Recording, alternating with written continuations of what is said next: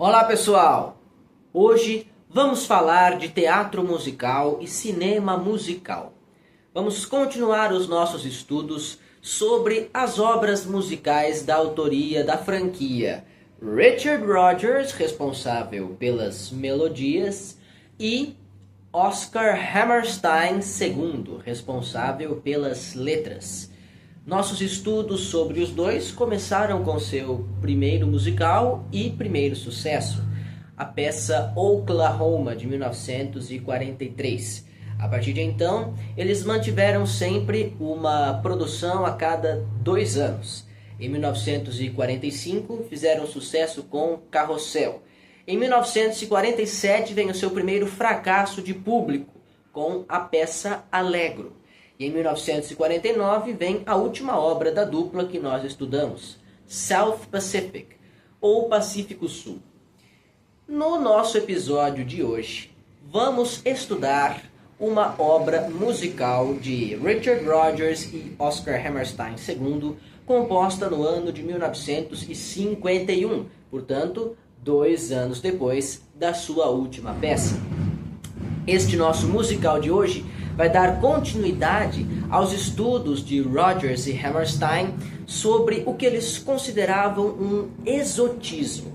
Vocês devem se lembrar que South Pacific se passava em uma ilha da Oceania, no Pacífico Sul, e eles retratavam a vida local com uma certa curiosidade colonizadora. O mesmo vai acontecer no musical que nós vamos estudar hoje, que se intitula The King and I, ou em português, O Rei e Eu, e que se passa no reino do Sião, no ano de 1862. 2000 anos depois. Estamos na época do auge do imperialismo. O Império Britânico dominava mais da metade do mundo no contexto do capitalismo industrial, mais especificamente da Segunda Revolução Industrial.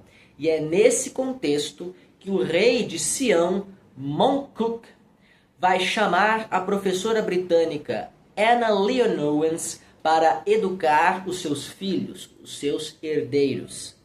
Isso aconteceu de verdade, isso é um fato real, histórico. Porém, já no século XX, este fato recebeu uma adaptação literária altamente romantizada, escrita por Margaret Landon. O livro de Margaret Landon pressupunha uma espécie de paixão secreta entre o rei Mongkok e a professora Anna Leonowens, que nunca foi comprovada. Entretanto, é principalmente em cima deste romance que Rodgers e Hammerstein vão se inspirar para compor a sua peça O Rei e Eu, The King and I, em 1951. Para fazer este programa aqui com vocês, eu assisti à adaptação cinematográfica dessa peça, que foi realizada em 1956 e que eu tenho em DVD. Vejam só aqui para vocês. Comprei este DVD em um sebo lá em Londrina, Sebo Capricho, e reassisti ao filme para poder fazer este programa de hoje aqui com vocês. Então, vamos lá. Vamos começar. Estão prontos? Senta que lá vem a história. O nosso musical começa com a chegada de Anna Leonowens e seu filho Louis Leonowens ao reino de Sião. Eles estão ainda no navio, aportando no cais de Sião e conversando um com o outro sobre os medos que cada um sente desta nova vida que os espera em um país distante, em uma terra distante. Eis que então Louis pergunta para sua mãe o que é que ela faz quando está com medo. E ela responde: eu assovio uma melodia feliz. Assim, pouco a pouco, o medo vai se escapando de mim e eu volto a me sentir segura. Este é o primeiro número musical que eu selecionei aqui para vocês na nossa obra de hoje, intitulado em inglês I Whistle a Happy Tune, ou, literalmente em português, eu assovio uma melodia feliz. No teatro, na Broadway, na estreia de The King and I em 1951, quem interpretava esta canção era a atriz Gertrude Lawrence. Eu vou deixar a sua gravação desta música aí embaixo na descrição do vídeo. Sim, todo o elenco original do musical The King and I gravaram em disco as suas canções que eles interpretavam no palco do teatro. Porém, excepcionalmente no caso desta canção, I Whistle a Happy Tune, a gravação do elenco do musical não é o original. Não. A gravação original, a primeira gravação de I Whistle a Happy Tune, antes mesmo de Gertrude Lawrence, foi registrada por ninguém mais, ninguém menos que Frank Sinatra. E eu vou deixá-la também aí embaixo na descrição do vídeo para vocês conferirem.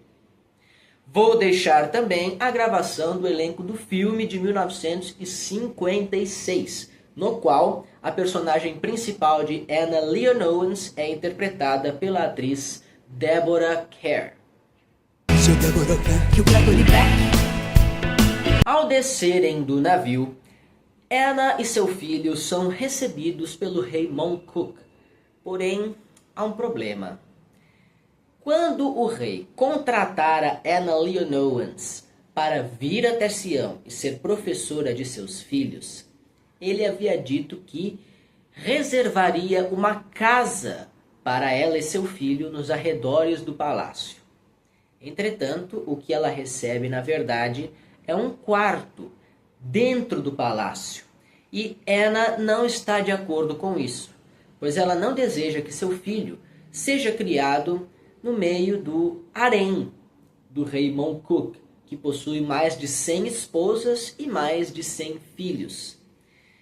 Entretanto, a vontade de Anna não é realizada.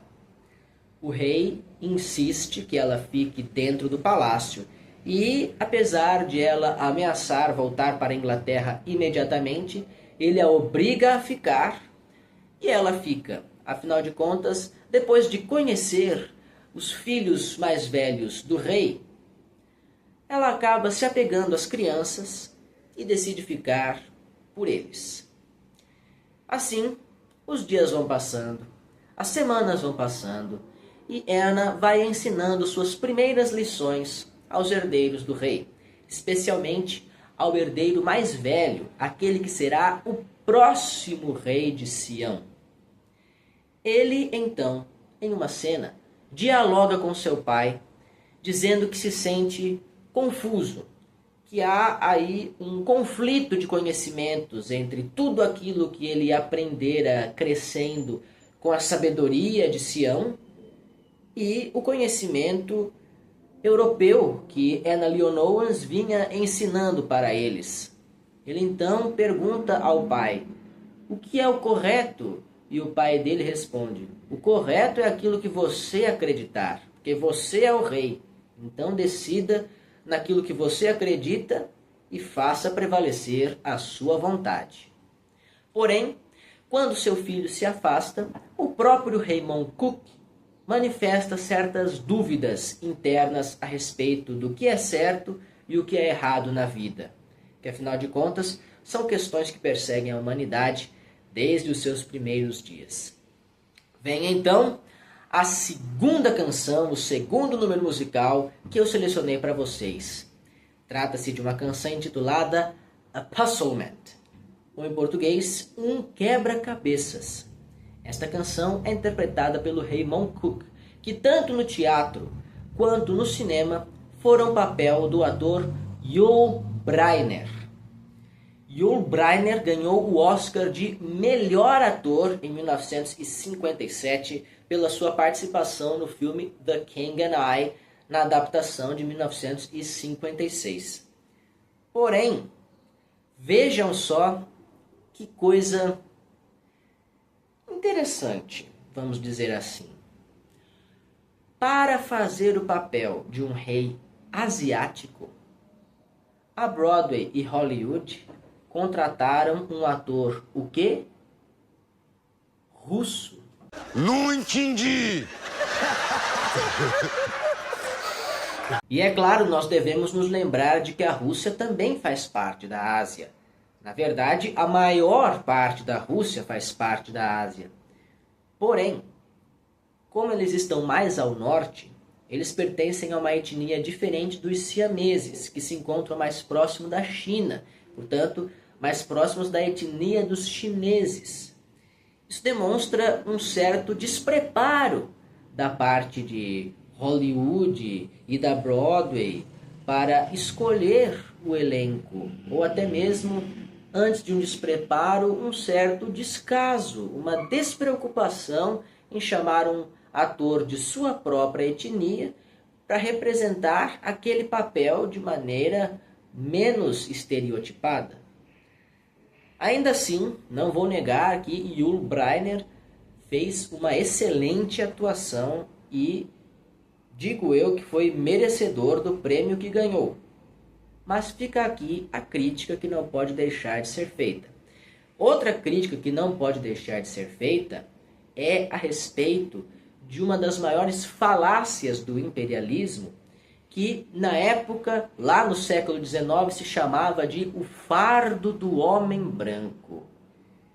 Os brancos imperialistas colonizadores, eles achavam que na verdade estavam cumprindo uma missão civilizatória ao levar o seu conhecimento para outros países da África e da Ásia, quando na verdade o que eles estavam fazendo era um epistemicídio. Eles estavam matando as sabedorias, as diferentes formas de conhecimento que já existiam há milênios naqueles locais onde eles estavam, na verdade, invadindo.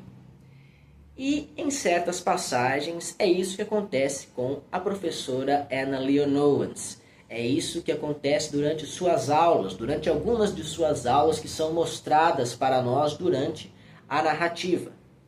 É em uma de suas aulas que aparece justamente o terceiro número musical que eu selecionei para vocês aqui no nosso programa de hoje. Vou confessar que não é uma música da qual eu tenha gostado tanto. É boa, mas não é das melhores do filme ou da peça, sabem? Mas ainda assim, como ela possui gravações renomadas, certo? Gravações em grandes nomes da música internacional, eu decidi trazê-la aqui para vocês. E o nome desta terceira canção é Getting to Know You, ou em português, Chegando a Conhecer Vocês. Quem? Eu? Nesta canção, a professora Anna diz o quanto está feliz em poder conhecer melhor os seus alunos, filhos do rei, e as mães de seus alunos, esposas do rei. Anna é retribuída por eles, que também estão muito felizes em poder conhecê-la. E sendo assim, a professora Anna canta acompanhada de um coro de crianças e do coro das mulheres do rei. Eu vou deixar aí embaixo na descrição do vídeo a gravação original da nossa música de hoje, com Gertrude Lawrence nos vocais principais, e vou deixar também a gravação de 56 com o elenco do filme, com Deborah Kerr nos vocais principais.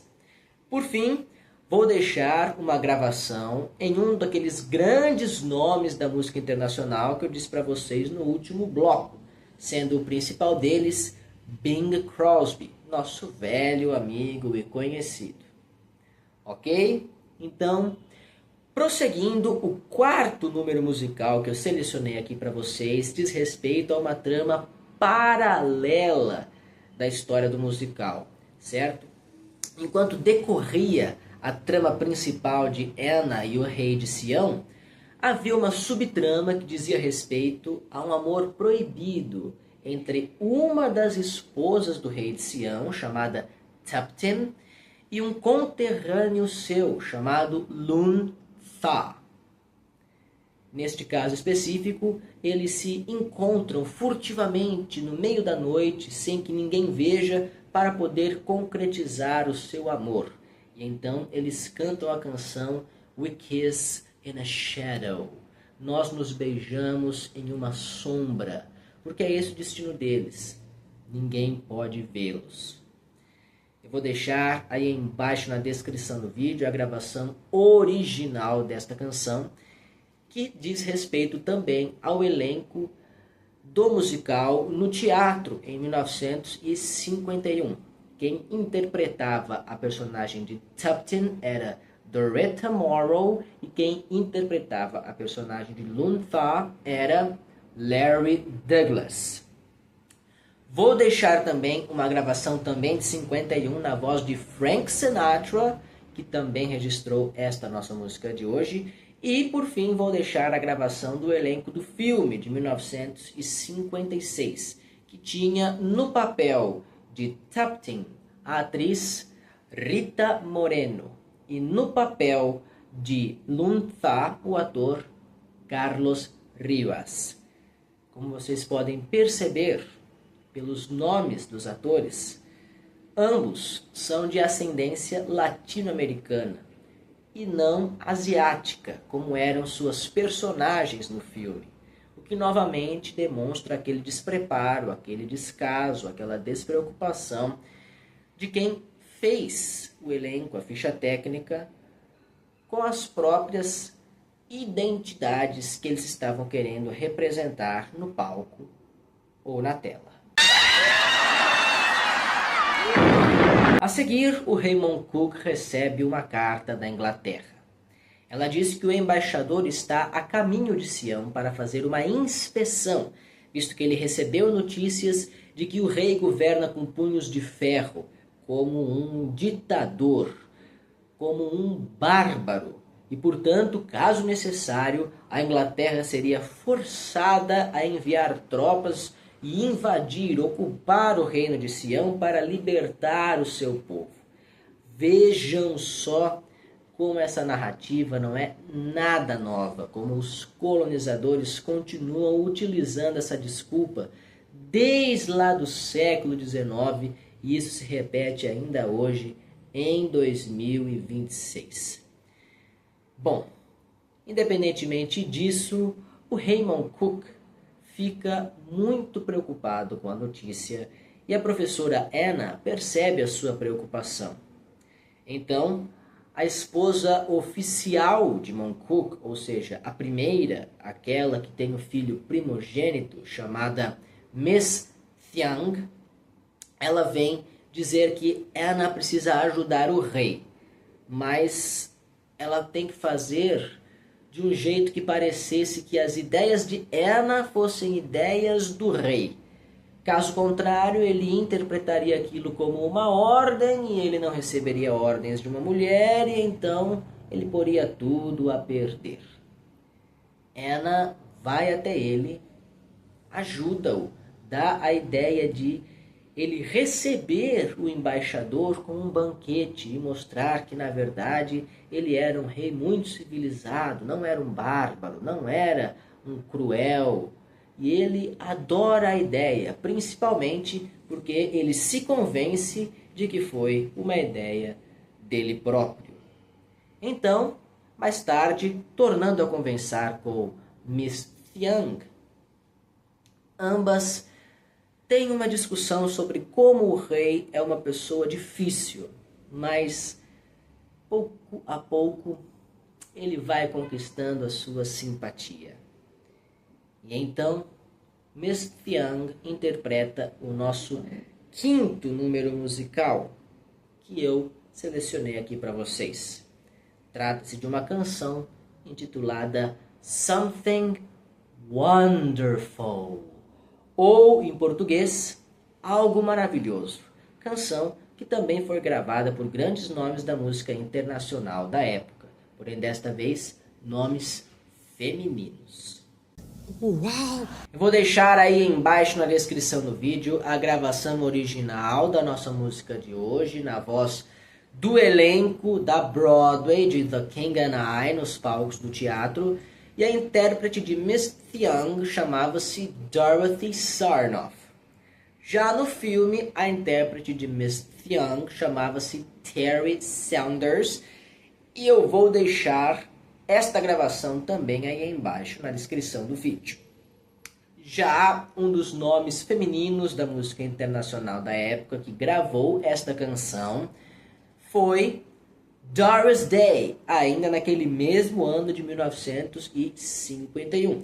Portanto, também vou deixar a sua versão de Something Wonderful aí embaixo na descrição do vídeo. E este algo maravilhoso que de repente o rei de Sião fez para a professora Ana foi concordar em ceder a ela uma casa nos arredores do palácio, conforme ele havia prometido de início. Ele concorda com isso após Ana tê-lo ajudado com essa ideia ao receber o embaixador. Bem, assim acaba o primeiro ato, demonstrando essa grande amizade entre o rei Mongkut e Anna Leonowens, após eles terem chegado a um momento de paz, de tranquilidade depois de muitos conflitos iniciais. Então, o embaixador chega, isto já no segundo ato. Ele e sua comitiva são recebidos com um banquete, com uma peça de teatro, com todas as pompas e regalias que vocês puderem imaginar. E durante essa festa, Tuptim e Luntha desejam aproveitar para fugir.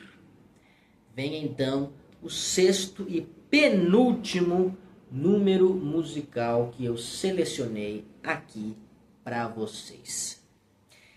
Este número musical se intitula I Have Dreamed, ou em português, Eu Sonhei. No momento da fuga, ambos, repletos de adrenalina, confessam um ao outro o sonho que eles têm de poder finalmente viver juntos em algum lugar longe dali. Já adianto para vocês que isso não vai acontecer. Infelizmente, Tuptim será capturada e Luntha, para não sofrer as mais terríveis punições, vai se suicidar afogado em um lago. Mas a gente chega lá. Por enquanto, vou deixar aí embaixo na descrição do vídeo as interpretações desse número musical I Have Dreamed, tanto na versão original do elenco no teatro, quanto na versão do elenco do filme, cujos intérpretes eu já citei anteriormente para vocês. Tá bom. E apesar de ter sido gravada pelo elenco do filme, esta canção não está presente no filme. Vejam só, trata-se de uma cena que foi excluída na edição final. Mas ainda assim é uma canção muito bonita que eu fui procurar para escutar e que foi gravada também por grandes nomes da música, que afinal de contas estavam sempre aí acompanhando o trabalho de Rodgers e Hammerstein e gravando em disco. Novamente temos uma gravação de Frank Sinatra e de muitos outros intérpretes de peso, mas eu vou ficar só com ele para facilitar o nosso entendimento. Bem, o banquete é um sucesso. Os embaixadores voltam para casa convencidos de que estavam equivocados e que realmente o rei de Sião não é nenhum bárbaro. É sim, na verdade, um governante muito civilizado. Depois disso, ele fica a sós com Anna Leonowens. Eles têm um momento de muito carinho. E é aí, nesta cena, em que se deixa entrever a grande paixão que eles sentem um pelo outro, de acordo com o livro de Margaret Landon. Afinal de contas, na vida real, isso nunca foi comprovado. Mas é uma cena muito bonita em que os dois atores mandam muito bem no seu trabalho. E se trata do número musical mais conhecido do filme de hoje. O nosso sétimo e último número musical. Shall we dance? Vamos dançar? Nesta cena, Anna Leonowens explica ao rei como os jovens na Inglaterra começam a cortejar as jovens por quem eles têm interesse. E assim, eles dançam juntos uma polca. Anna ensina o rei a dançar uma polca, em um dos poucos momentos no filme em que ele se abre para uma nova experiência, para um novo aprendizado, e não finge saber tudo. É uma cena realmente comovente que eu vou deixar aí embaixo na descrição do vídeo, assim como todas as demais cenas do filme, dos números musicais que eu venho citando para vocês. Mas até agora eu esqueci de dizer que vou deixar também a cena. Então, vamos recapitular. Reparem bem, vou deixar aí embaixo na descrição do filme, do vídeo, sobre este número musical, a gravação original do elenco do teatro, a gravação do elenco do filme e a cena do filme, ok? Embora se trate do número mais conhecido do musical, ele não recebeu nenhuma gravação de peso em algum dos nomes da música internacional da época. Mas ainda assim, vale a pena conferir. Porém, esse momento muito bonito entre Anna e o rei é interrompido pela captura de Tuptim. O rei deseja puni-la, chicoteá-la pessoalmente. E Anna, então, fica enojada. Acusa-o de ser, de fato, um bárbaro, um violento, um autoritário. Diante disso, ele não tem coragem de chicotear Tuptim e a coloca novamente em liberdade. Mas, infelizmente, é tarde, visto que o seu amado já se suicidou nas águas do rio. Após esse embate, Anna e o rei permanecem algumas semanas sem se falar. E neste meio tempo, Anna decide voltar para a Inglaterra. No dia de pegar o barco de volta para a Inglaterra, entretanto, chega para ela a notícia de que o rei está terrivelmente doente e prestes a morrer, e deseja despedir-se dela antes da partida. A despedida acontece, o filho mais velho do rei assume o trono e Anna Leonowens volta para a Inglaterra. E assim termina a nossa história de hoje, que foi mais longa do que o esperado, mas que eu espero que vocês tenham gostado. Gente, ficamos por aqui. Comentem aí embaixo o que é que vocês acharam dessa história. Façam críticas, façam elogios, façam ponderações, enfim, digam a sua opinião sobre isso tudo que eu falei, que eu vou adorar ler cada um dos comentários e responder cada um deles, tá bom? Não se esqueçam também de curtir, compartilhar o vídeo, se inscrever no canal. E se você chegou até aqui, eu agradeço muito.